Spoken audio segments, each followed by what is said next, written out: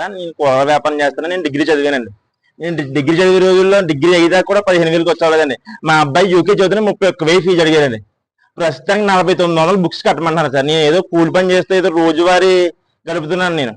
నాకు 2 తమ్ముళ్ళు అండి. అమ్మ మా నాన్నగారు చనిపోయారండి. ప్రస్తుతం ఫీజు చూసి నా కళ్ళంపలు నీరు తిరిగి అనమాట.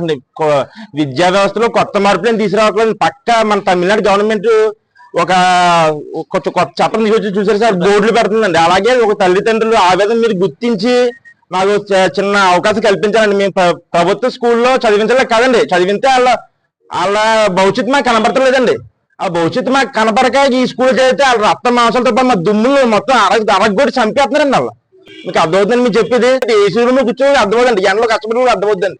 నేను 31,000 కట్టాను. యూకేజీ ఉన్న వాళ్ళకి 10th క్లాస్ ఉన్న వాళ్ళకి 1,00,000 ఉంటుంది సార్. ఎవరికి మీకు ఎలా ఉంటుంది సార్? ఒక చీమ ఒక కొండ మూసుంటుంది మనల్ని బరువు. ఒక పిల్లల్నే చదివించలేకపోతున్నాం, ఒక అమ్మాయిని చదివించాలా, లేదా ఇద్దరిని కనాలా. ఇందాక అన్న చెప్పినట్టు ఒక చాలండి. ఇప్పుడు ఒకరిని చదివించాలి, 10 చేస్తే 10 రాని బాబు డిగ్రీ చదివించాలి. మేము పెద్ద గొప్పలో అయిపోతున్నాం. మేము అలాంటి పరిస్థితులు ఉన్నాం. మీరు అర్థం చేసుకుని మాకు ఒక ఛాన్స్ ఇప్పించండి మాట్లాడడానికి. ఇప్పుడు ఇది ఎంతవరకు తేలిన విషయం కాదండి. కానీ ఏంటంటే ఇది పై అధికారులు ఎవరో చర్యలు తీసుకోరండి. ఎందుకంటే ఇప్పుడు వస్తాండి, ఇదే పొద్దున అడ్వాన్స్ మారిపోద్ది. అలా కాదండి, మాకు నారాలోకి ఇస్తాం, ఫేస్ టు ఫేస్ ఇంటరాక్షన్ కావాలండి. మేము వచ్చి మాట్లాడతాం సార్. అందరూ స్కూల్ ఉంది సార్. ఏమంటే ఆ స్కూల్ ఈ స్కూల్ కాదు సార్, ఏ స్కూల్ ఎలా ఉందండి? పట్టుకెళ్ళి స్కూల్ అని ఏం చెప్తాను సార్? ఏమన్నా ఇది చిన్నది పెద్ద అని చెప్పడానికి అందరూ